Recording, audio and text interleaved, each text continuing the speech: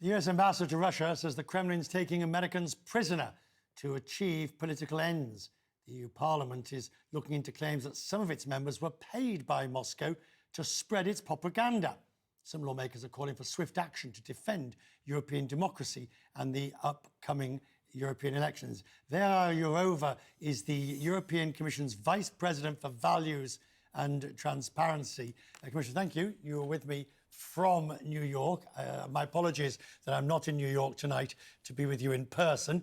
But the arrest, the detainment, and frankly, the use as a human bargaining chip of Gershkovich, there seems very little that the West can do to avoid this. Yeah, thank you very much for inviting me, and many greetings to East London. I want to say that EU also protests heavily against the wrongful detention of Evan Gershkovich. And I was in contact with his parents, and also I visited his colleagues at Wall Street Journal. And one thing is obvious, that we have to invest all diplomatic efforts to have Evan Gershkovich back home. And I think that there is space to do it in a silent way. I don't know, I'm not a diplomat, but I believe that we have to do everything. You see, the problem is, I mean, a deal will eventually get done in some shape or form, whether it's for the, for whatever price is paid by way of the target. And yet, this does just encourage the more of hostage-taking. Look, I'm not suggesting for a minute, Commissioner, there's an easy answer. You know, you're between a rock and a hard place, whichever way you do this. But what's your preferred method? It's a horribly difficult question. And there is, of course, a conflict between pragmatism and looking at some quick result and moral stances. So, difficult question. I think that it's, again, for the experienced diplomats to judge case by case and do everything. And of course, if Putin will decide to use these tactics more often, nobody can prevent him from doing that. He is doing many other horrible things. We have the case at the moment of the Czech station, the Voice of Europe, that you have described as very troubling, as being a Russian propaganda voice. It's been closed down by the authorities. What's your fear here? It's just peak of the iceberg, what has been now disclosed by the intelligence services. By the way, in my country, I am a Czech citizen. It shows that Russia is using every possible channel to influence public opinion in the European Union.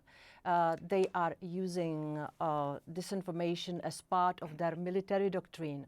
And they are also using these hidden ways of influencing the politicians in the EU, which is corruption and which has to be investigated. So this case, which was disclosed 2 days ago, just proves that our signals were right, that Russia will do everything, and also that we are doing exactly the right thing to take many different measures to protect our information space against the Russian propaganda.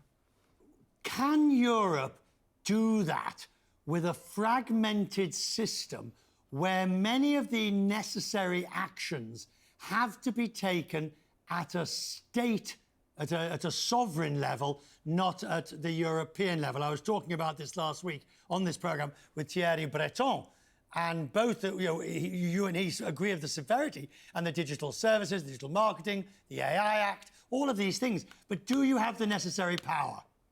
We do, and you just mentioned very strong sets of new rules which cover the digital space and media space, and even AI as the new technology which can endanger democracy.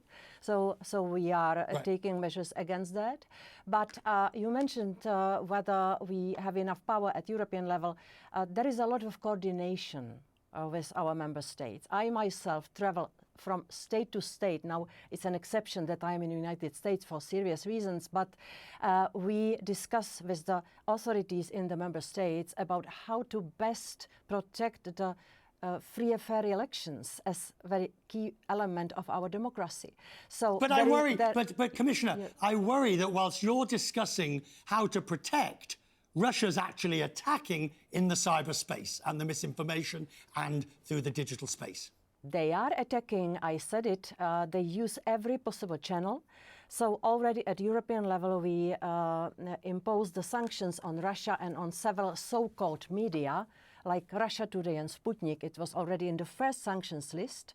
It was done at European level with consent of all the member states. Right. And the individual member states are also taking measures because, you know, Mr. Quest, we have to see the actions of Russia, which are covering the whole European Union, but also specific actions which Russia applies on different member states abusing the vulnerabilities and sensitivities in each society. But we are ready for all of them. We are really now accelerating all the preparations before the European elections at the beginning of June. I'm grateful for your time tonight, Commissioner. Thank you. Have a good trip to the US and a good Easter. Thank you. Thank you very much.